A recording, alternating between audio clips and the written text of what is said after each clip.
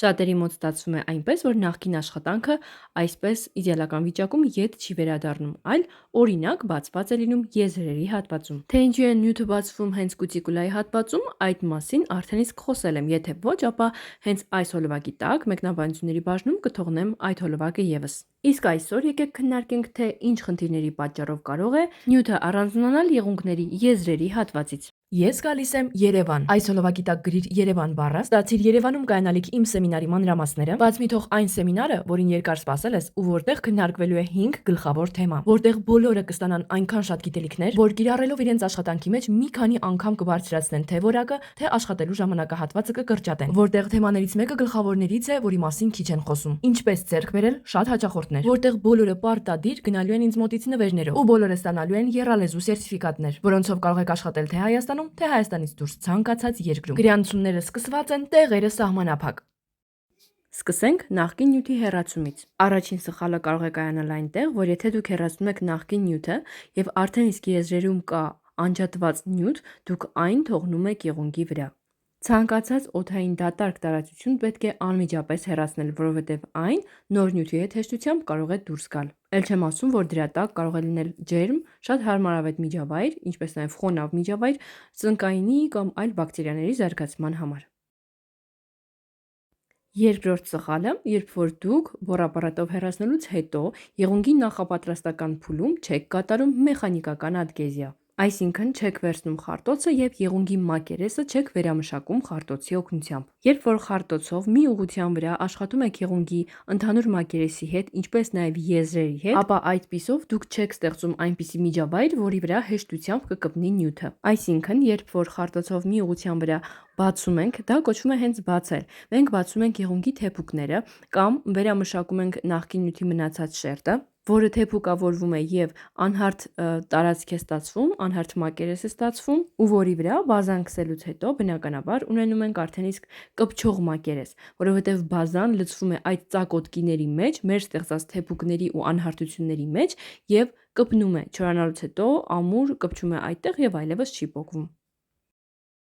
Երրորդ սխալը կարող է լինել այն, որ դուք աշխատում եք խարտոցով եղունգի մակերեսի վրա, սակայն կլոր լույսի տակ ուշադրություն չեք դարձնում, թե որ հատվածը մնաց բաց, այսինքն չմշակված եւ որ հատվածը մշակվեց։ Եթե լույսի տակ նկատում եք, որ օղակ տեղեր են մնացել եւ այդ հատվածները խարտոցով մշակված չէ, ապա հենց այդ օղակաձև տեղերը իդեալական են ածլոյկաների համար։ Ու հենց այդ հատվածներում էլ ածլոյկաները հեշտությամբ առաջանում են։ Այնպես որ շարունակում ենք խարտելը այնքան, մինչև տեսնենք, որ օղակաձև բաց թողնված տեղեր չունենք։ Չորրորդ սխալը, երբ որ մակերեսը խարտելու ժամանակ ոչ թե մի ուղղությունից հերթականությամբ գնում ենք դեպի մյուս կողմը, այսինքն օրինակ ձախից դեպի աջ մշակելով, այլ եղունգի վրա խարտում ենք տարբեր հատվածներում։ Այդպիսով երբևիցե նախ եւ առաջ հարթ մակերես չենք կարողանա ստանալ եւ բաց թողումներ հաստատ կլինեն, իսկ բաց թողումներ նշանակում է լիքը ածլոյկաներ։ Հինգերորդ սխալը, երբ որ խարտոցը օգտագործում եք շատ երկար ժամանակ եւ չեք փոխում ամեն հաճախորդի հետ, կամ վերցնում եք անհամապատասխան գրիտերով խարտոցներ, որոնք ավելի ցածր եւ մանր գրիտեր ունեն։ Մանր գրիտեր ունեցող խարտոցները սկսում են 240 գրիտից, այդ այն առումով եմ ասում, որը որ արդեն իսկ անհրաժեշտ չէ մեր բնական եղունգի մակերեսի մշակման համար։ Երբ որ դուք վերցնում եք 240 գրիտից թվով ավելի մեծ խարտոցներ, այդ դեպքում դուք ոչ թե ստեղծում եք անհավասար կամ թեփուկավոր մակերես եղունգի վրա, որպեսզի նյութը կպչի, այլ ընդհակառակը այնքան եք հարթեցնում եղունգը, որ նյութը կպչելու տեղ չի ունենում։ Սերտիֆիկատ կամ դիպլոմ ստանալը շատ կարևոր է ուսանողի համար։ Այսօր մենք վերջնական ստացանք դիզայնը Երևանում կայանալիք սեմինարի սերտիֆիկատի։ Այն եռալեզու է եւ մեր փաստաթղթերով կարող եք աշխատել ինչպես Հայաստանի Հանրապետությունում, այնպես էլ նրա սահմաններից դուրս ցանկացած երկրում։ Ունենք անգամ արտերկրից օնլայն գրանցվող ուսանողներ այս սեմինարի համար։ Սեմինարը ունի 5 գլխավոր թեմա։ Անգամ ներառել եմ այնպիսի թեմա, որի մասին գրեթե ոչ ոք չի խոսում։ Այն է ինչպես ձեռք բերել շատ հաճախորդներ։ Իսկ մնացած թեմաներին ծանոթանալու, պայմաններն իմանալու եւ արագ գրանցվելու համար մեկնաբանությունների բաժնում գրիր Երևան բառը եւ մեր SMM մասնակետը քեզ կուղարկի մասնակցության բոլոր պայմանները։ Գրանցումները սկսված են, տեղերը խիստ սահմանափակ։ Եկեք անցնենք 6-րդ սխալին։ 6-րդ սխալն է, երբ որ բնական եղունգի մակերեսը, անգամ եթե վրան մի փոքր նյութ կա, ճիշտ չի փոշեզրկվել, յուղազրկվել։ Եղունգի մակերեսը փոշեզրկելու, յուղազրկելու համար օգտագործեք անմազ անձեռոցիկ, ինչպես նաև կամ բժշկական սպիրտ, որը կսկսի գոնե 72%-ից, կամ Nail Brand-ի մատնահարդարման և ոտնահարդարման համար նախատեսված սպիրտը։ Հաջորդ ամենամեծ սխալը, որը թերևս բոլորն են թույլ տալիս՝ պրայմերներ, դիգիդրատորներ, ուլտրաբոնդեր, պրեպեր, նեյլ պրեպեր եւ այլն։ Այդ նյութերը բացառեք ձեր աշխատանքի մեջ, որովհետև դրանով կամ դրա սխալ կիրառման հետևանքով նույնպես առաջանում են շատ ու շատ ածլոյկաներ։ Երբեմն թվում է, թե այդ թվարկածս նյութերը հենց նրա համար են, որպեսզի ածլոյկաներ չլինեն, բայց եթե դուք դրանք սխալ եք կիրառում, ընդհակառակը օգնում եք, որպեսզի ածլոյկաները լինեն ավելի շատ։ Այդ ամենը փոխարինեք բժշկական սպիրտով կամ Nail Brand-ի մատնահարդարման և ոտնահարդարման համար նախատեսված սպիրտերով։ 8-րդ սխալը քննարկենք։ Երբ որ օգտագործել եք սպիրտը, յուղազրկել, փոշեզրկել եք ձեր եղունգի մակերեսը, պետք է սպասել, որպեսզի լիարժեք այդ նյութը ցնդի և եղունգը լինի լիարժեք չոր, սպիտակած ու մատվի տեսք ունեցող։ Եթե դուք այդ թաց մակերեսի վրա, ինչպես տեսնում եք հիմա ձեր էկրաններին, այդ թաց մակերեսի վրա եղունգի անմիջապես նյութ եք քսում, ապա հույս չունենաք, որ այդ նյութը այդ հատվածում իդեալական կպնելու է։ Ընդհակառակը, ածլոյկաները պատրաստ են արդեն իսկ հենց սկզբից։ 9-րդ սխալը, երբ որ դուք լավ չեք փոշեզրկել մակերեսը եղունգի և այնտեղ մնացել են թեփուկներ կամ ավելորդ կպած եղունգի մասնիկներ։ 10-րդ սխալը, չեք ընտրում տվյալ եղունգին համապատասխան նյութ։ Օրինակ, եթե դուք շատ սկսնակ մաստեր եք և ինչ անում եք գործը այնքան էլ լավ չի պահպանվում, վերցրեք ու օգտագործեք Nail Brand-ի կերատինը։ Այն նախատեսված է վնասված, տկար, չոր, շերտավորվող եղունգների համար, ինչպես նաև այն դեպքերի համար, որ եղունգներ կան, որոնց վրա նյութը լավ չի պահպանվում ուղղակի։ Օգտագործեք նաև որպես հիմք կաուչուկային բազաները։ 11-րդ սխալ, նյութը լիարժեք չեք չորացնում լամպի մեջ։ Դա կարող է տարբեր բաների հետևանք լինել, օրինակ հենց ձեր լամպը թույլ է և չունի այն հզորությունը, որը լիարժեք մեջից չորացնում է նյութը։ Երբեմն լինում է, որ մակերեսից ձեզ թվում է նյութը կեղևակալած է, չորացած է, բայց իրականում միջից հում է մնացել։ 12-րդ սխալ, միգուցե տվյալ եղունգը ունի ամրեցման կարիք, եղունգը տկար է ու թույլ է և դուք չեք ամրեցնում, հետևաբար կրկին ածլոյկաները պատրաստ են և էլի սկզբում հենց կառաջանան եզրերում, որովհետև մարդը եղունգի եզրերը շատ է օգտագործում։ Բայց անպայման գրանցեք էլի, ներս չլինի հետո ասեք տեղ չկա, հազիվ գալիս եք Երևան։ Արդեն որերորդ մարդն է, որերորդ գրանցվող ուսանողն է Երևանի սեմինարին, որոնց ասում է հազիվ գալիս եք Երևան, որովհետև ինձ այնքան շատ են գրում, որ Նունե ջան, մենք քեզ Երևանում սպասում ենք, արի մենք էլ ենք ուզում մասնակցել սեմինարին եւ այլն, ու ես որոշեցի, որ մայիսի 3-ին դնում եմ սեմինար Երևան։ Դուք չեք պատկերացնի, արդեն քանի հոգի ինձ գրում, վայ, հազիվ գալիս եք Երևան, ու այդ իմ համար չգիտեմ, ոնց որ իրար պայմանավորված լինեն։ Այնպես որ եթե դուք եք կարծում, որ ես հազիվ գալիս եմ Երևան, իհարկե սեմինարով, որովհետև ես Երևանում երբ 2-3 օրը մեկ լինում եմ գործնական հանդիպումների, դուք չեք պատկերացնի ինչքան մարդ է ինձ հենց այդ նախադասությունը ասում, որ հազիվ գալիս եք Երևան, ու այսպես դուք եք կարող գրանցվել, եթե ուզում եք գրեք Երևան բառը մեկնաբանությունների բաժնում։ Ամենամեծ սխալներից մեկը հիմա պետք է ասեմ, սխալ 13-րդ, կես կատակ, կես լուրջ, բայց եթե իմեջի հետևորդը չեք, ուրեմն դա ամենամեծ սխալներից մեկն է, որովհետև իմեջում այնքան շատ գաղտնիքներ են բացահայտում,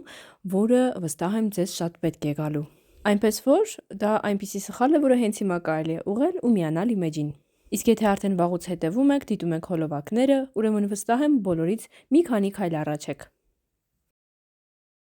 Սխալ 14-րդ, այնպես է կանում, որ նյութը գերակշռում է եղունգի եզրի հատվածում, իսկ նյութը պետք է հավասարաչափ տեղաբաշխված լինի եղունգի վրա, ինչպես նաև ապեքսում ու ստրեսային զոնայում լինի բավարար չափի քանակ։ Շատերին թվում է, թե եթե նյութը շատ է, հաստ է,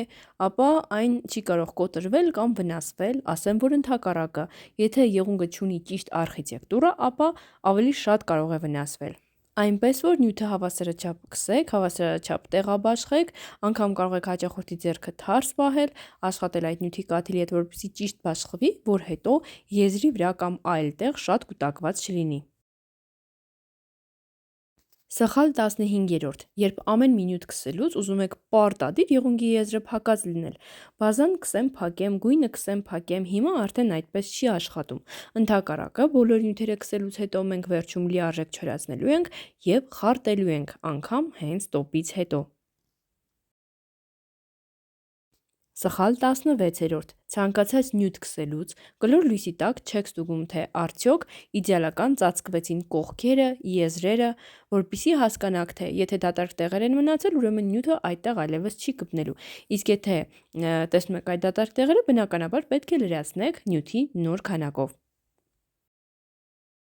Սխալ 17. Երբ որ դուք ընտրում եք այնպիսի նյութեր, որոնք չրանալուց հետո ունենում են շատ ուժեղ ճկվող հատկություն, եւ տվյալ եղունգն էլ ունի շարժվելու եւ ծալվելու հատկություն, ապա այդպիսի եղունգի վրա նմանատիպ նյութը չի կարելի օգտագործել, որովհետեւ այն ամեն գործողությունից, ջրից կարող է ճկվել, ծալվել եւ արդյունքում հեշտությամբ շերտազատվել եղունգների եզրերում։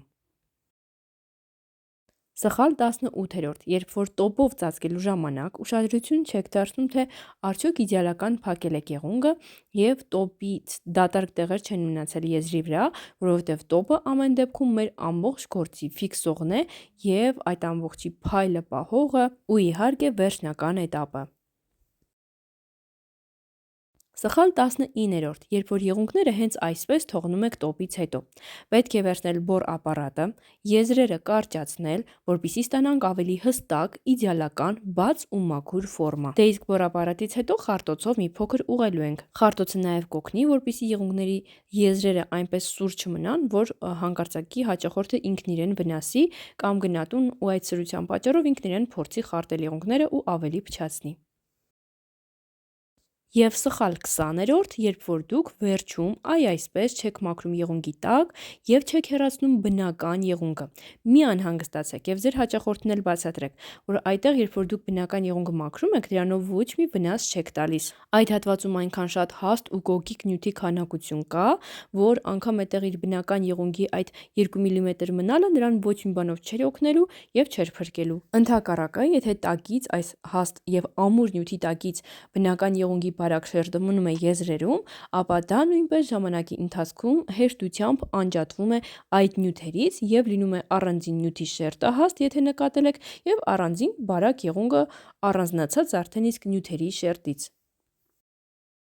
Ակնհայտ երևում էր տարբերությունը, հաճախորդն էլ էր նայում, թե որքան է երևում արդեն եզրերը խարտած եւ չխարտված եղունգները։ Այսպիսի բնական, նուրբ քառակուսաձև եղունգներ ստացանք, ամուր եւ օգտագործելուն էլ շատ հարմար։ Շնորհակալ եմ, որ դիտեցիք հոլովակը, վստահ եմ բոլորի դուր եկավ, կարող եք գրել ձեր կարծիքները, ինչպես նաեւ կարող եք գրել ավելի ձեզ հետաքրքրող թեմաներ, որոնք կցանկանաք ես շոշափեմ ու ցույց տամ ձեզ։ Քանի րոպեում եմ խարտել այս ֆորման։ Դե լավ, որպեսզի ձեզ հուշեմ, ասեմ, որ սա գելով լիցք է թղթե ֆորմայով։ Այս ֆորման խարտելու համար ոչ մի րոպե էլ չեմ ծախսել։ Իսկ թե ինչումն է կայանում գաղտնիքը, այդ մասին կասեմ Երևանում կայանալիք սեմինարի ժամանակ, որի ժամանակ կատարելու եմ 5 տարբեր աշխատանքներ եւ տարբեր տեխնիկաներ։ Գրիր Երևան բառը մեկնաբանությունների բաժնում եւ ստացիր մասնակցության պայմանները։